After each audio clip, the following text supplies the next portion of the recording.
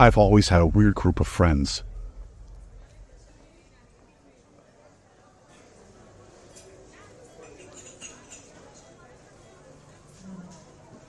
They all went into manly careers like logging, oil rig work, construction. I'm the black sheep of our little group of high school buddies. I went into IT. They give me shit all the time about working on nerd stuff, and I give them shit back. Me no likey computer. Me dig holes. I'm an unlikely addition to their group of friends, but it works somehow. So, there we are in a bar. This is one of those rare occasions when everyone's back in town together and we're getting drunk, swapping stories about horrors on the job. Someone talks about when part of their oil rig blew up, killing 3 people a few years ago. Danny, an actual lumberjack, talks about seeing a guy working, not 10 feet from him, get his arm torn clean off by a log line. Just a quick zip and a limb went flying. He held a shirt to the wound as the man bled out, babbling and whining in agony until a life flight came, 2 hours too late. All the while I'm sitting there, knowing I've got a story. But it's not the kind of story I'd usually bring up to a bunch of drunk sort of friends, not the kind of story I tell anybody.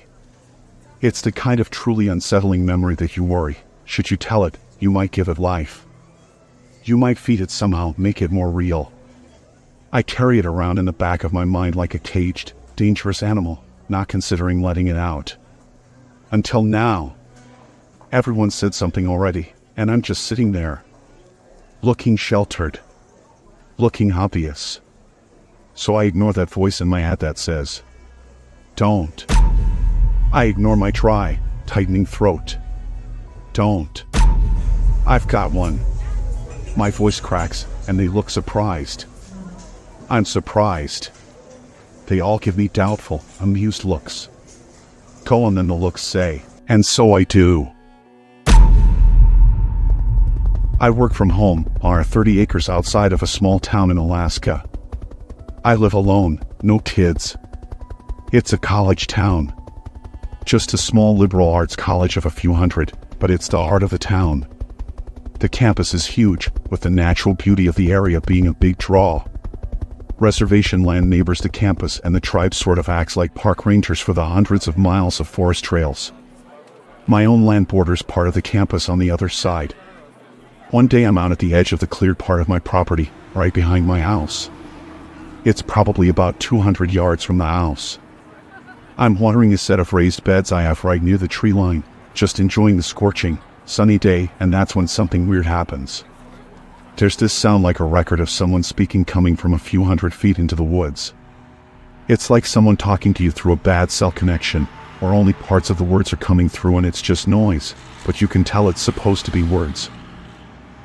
I just stood there listening to the noise, curious, but not afraid. I didn't even turn the hose off. I think, looking back, that's why it took me so long to get freaked out, to start taking it seriously. Weird things like that, supernatural things, happen at night, deep in the woods. Not at 1 o'clock in the afternoon, all standing right in your backyard. After about 30 seconds it just stops. I turn the water off then to figure out if it actually stopped, or just got quieter. Nothing. I file it away as a minor oddity. Something to be brought up later as a casual conversation token, or more likely, forgotten. That was my first regret. Fast forward a couple of weeks. I'm on a hike at the back of my property, on one of the trails I started last summer, which is pretty overgrown at this point. I'm strolling, lost in thought beneath the tree cover, simply enjoying the gorgeous midsummer weather. I'm pulled from my thoughts when I hear that odd sound in the woods. Far in the distance there's the sound of garbled human speech. The forest around me though is oddly quiet. Now, I'm not much of a risk taker, and I generally prefer looking irrational to looking dead. I casually turn and walk back towards the trail entrance, not wanting to encourage any large predators by fleeing suddenly. What the hell is making that sound anyway? I resolve to bring Danny along to check it out when he comes to visit in 2 weeks. 2 weeks later I'm back at the trailhead. Alone, because Danny bailed on me. I told him that if I died I'd be coming straight to his apartment to haunt the shit out of him. I'm looking down the seemingly innocuous forest trail. I steel myself. I check my pack, bear spray, and brand new Bowie knife, which I have no idea how to use. It's just a sound. I start down the path. A few miles, and about an hour, and I hear the first signs of that odd sound in the distance. It's maybe 100 yards ahead and just off the side of the trail. The forest, however, moves and rustles with life in that familiar, reassuring way. I carry on. As I approach the origin of the sound, I'll put my hand to the hilt of my Bowie knife. The source of the sound, now within 20 feet or so, is not immediately apparent. It's the same stream of incoherent babble, but with a distinct crackling sound to it. Looking up, I see a small black speaker fixed to a tree about 10 feet from the ground. Fairly confident the speaker poses no threat, I take my hand from my knife and inspect it. Written on the side of the speaker, in white paint, is the name of the local college and the words Forestry Dept. Ah, a clue. And a reasonable explanation. Go figure. You jumpy prick. Content that I won't have to stab anything or haunt any apartments this day. I head back home. During a slow day the next week, I call the forestry department of the college. Yes, I'd like to speak to the dean. No, I'm not a student. No, they don't know I'm calling. The dean answered in a bored voice, but seemed eager to answer my questions, as if I were the highlight of an otherwise mundane day. As it turns out, the speaker is, or was, a sort of live art project, in which students could write and record poems to be spoken aloud in the forest. It's solar-powered, but he suspected the connection to the speaker I found had gone bad. Once per semester, someone was supposed to come out and upload new MP3s to a waterproof MP3 player near the base of each tree. He went on to say that they discontinued the project due to outcry from the nearby tribe. Initially, he ignored their requests to take down the speakers, but the vice president of the college eventually stepped in when complaints persisted, worried about souring good relations with the tribe. They probably missed my station when they went to take them all down, he'd said. Mystery solved. Hiking season passes without incident. About a month after the snows finally melt, I decide to go on another hike on the trail with the speaker. I've got some overnight camping gear with me, and I plan to camp out near my turnaround point, a few hours away. I almost missed the speaker while I'm about an hour in. It's completely silent now. I stop to poke at the electronics a bit, but there's nothing obviously wrong with it. The frame connections appear to have finally worn out over the winter. I continue down the trail. About 2 hours later, I've set up my tent and prepared a simple camp. It's late afternoon, but I'm restless, and with a few hours of daylight left, I decide to walk ahead of my turnaround point for a little bit. I pick a little offshoot trail that leads upward, perhaps with the promise of a nice view. Just a few minutes into the walk, my mind is drifting. I'm just soaking up the late afternoon sun and basking in the first good weather of the season. I've picked the perfect time to explore. Damn, this is nice. I think to myself. And a moment later, I hear that familiar, unsettling sound of speaking in the distance. I pause on the trail, my brain still registering the noise as something innocuous. This sound is a little different, and even so far away I can tell that it's a higher quality than the first speaker. I get closer, and have to go a little off the trail to make out the words. It's definitely missing that crackly sound, so I can easily make out the words. It's the sound of a woman reading poems, just as the dean said. Less perturbed than I once was, I decide to sit on a rock near the speaker, pull out my water, and take a little break. I'm sitting there listening to the sounds of the forest, and the voice reading the familiar poems. It still feels a little eerie though, and after just a few minutes I decide it's time to get going again. I toss my water bottle into my pack and stand to leave.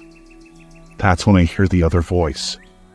Someone nearby is babbling these crazy nonsense words. I perk up, curious, but not yet afraid. It has this strange, warbling sound like the natural rise and fall of pitch in a sentence, but in all the wrong places. Like someone turning random words in a sentence into questions. It's the kind of sound you'd laugh at if you weren't alone in a forest, miles and miles from help. The forest goes dead silent around me, as if flipping a switch. The sound begins trailing close through some thick brush in front of me. I'm totally frozen in place, just listening to this ridiculous noise, like a giant, basso baby voice. I utter under my breath, "What the fuck?"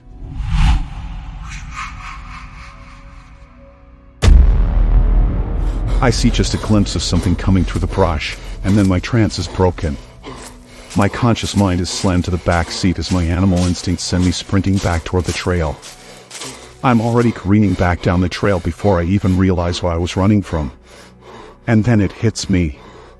A wall of realization. A great towering cloud of cold, crippling realization.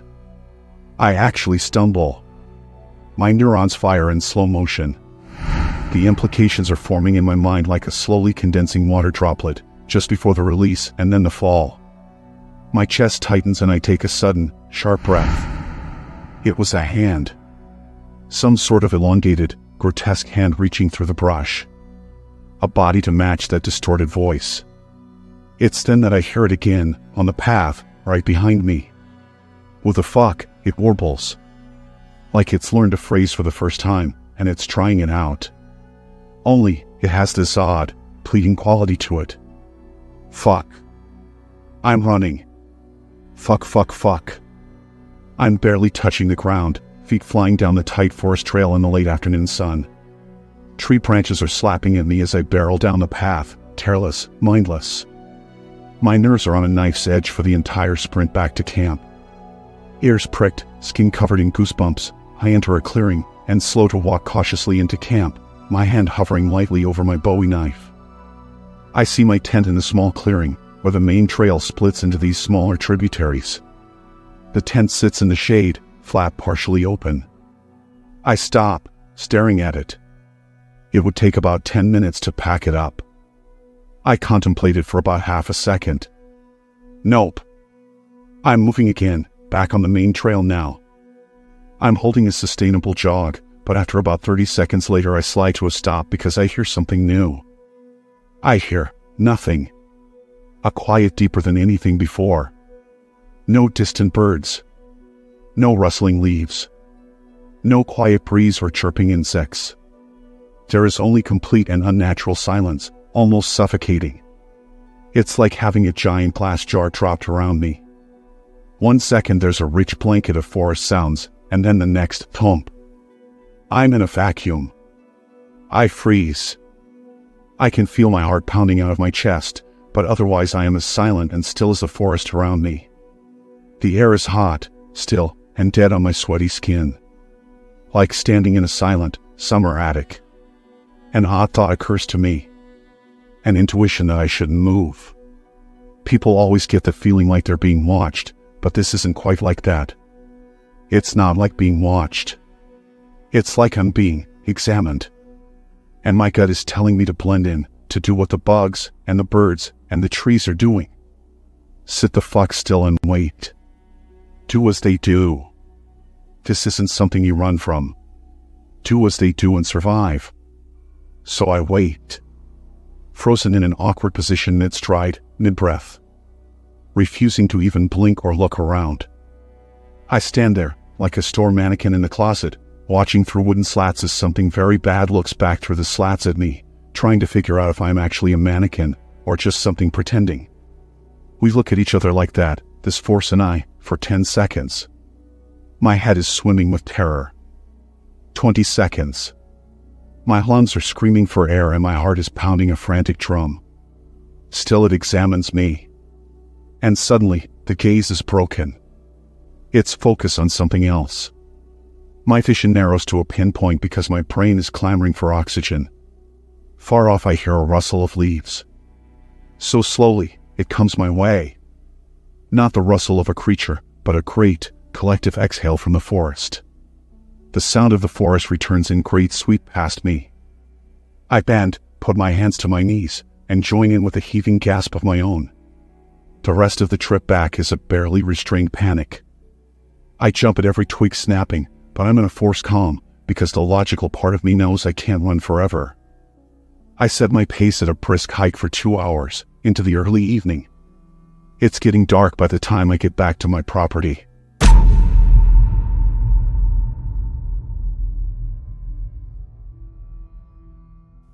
In the bar, my friends are all statue still, faces slack. No one has touched their drink in 5 minutes. My whole body is shaking as I absent-mindedly run the fingers of both hands up through my hair. It was like I was staring down the barrel of a gun. A gun I couldn't see, but I knew that if I had so much as twitched, I wouldn't be here right now. It would have known I was there. It would have known I was real. And I never went back for that tent, I say, taking a sip of my beer and taking a little grim satisfaction in my friends' stunned, distant faces. They let out a few half-hearted, nervous chuckles at my attempt to lighten the mood, but otherwise everyone seems intensely interested in their drinks, the table, or the floor. "Shit, man," one of them says eventually. "Yeah," I reply. "Yeah." We're all pretty quiet and unusually pensive until we pay our tabs and leave the bar. On the way out, one of my buddies pulls me aside and asks, "Was that really true?" "All of it, I mean." I just sort of squint and look up at the star-strewn Alaskan sky. Eventually the words I'm looking for come to me. There's shit out there that no one can explain. Things that don't have names, and I think every now and then someone will come across one. The smart people, the lucky people, like me, are the ones who get to tell their stories. He looks me for a moment longer, then, seemingly content with my answer, he nods and walks to his car. "Night," he says. Of course, I don't tell him there's more. I don't tell him it wasn't some ethereal, invisible force staring me down in the woods. It was a monster. A lanky, horrid, yet somehow human thing. It was in the shape of a man, but it was no man. God gave me 2 gifts that day.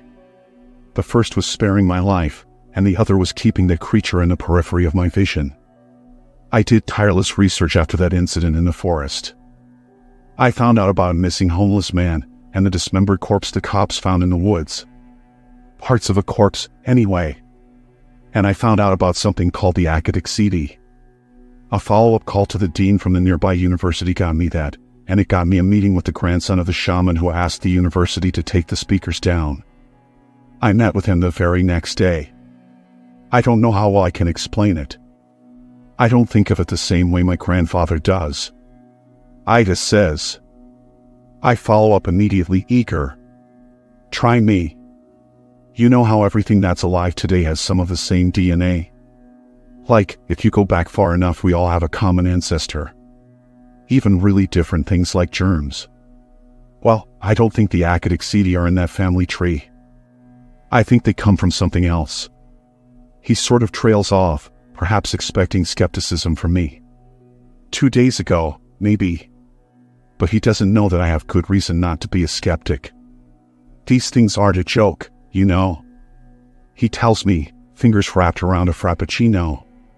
People at the college think my grandfather is crazy. They only listen to him because he's respected in the tribe. But even though they respect him, most of the tribe thinks he's crazy too. Do you think he's crazy? I asked him. About the Akadexidi? He looks grave, and the sudden seriousness from such a young man surprises me.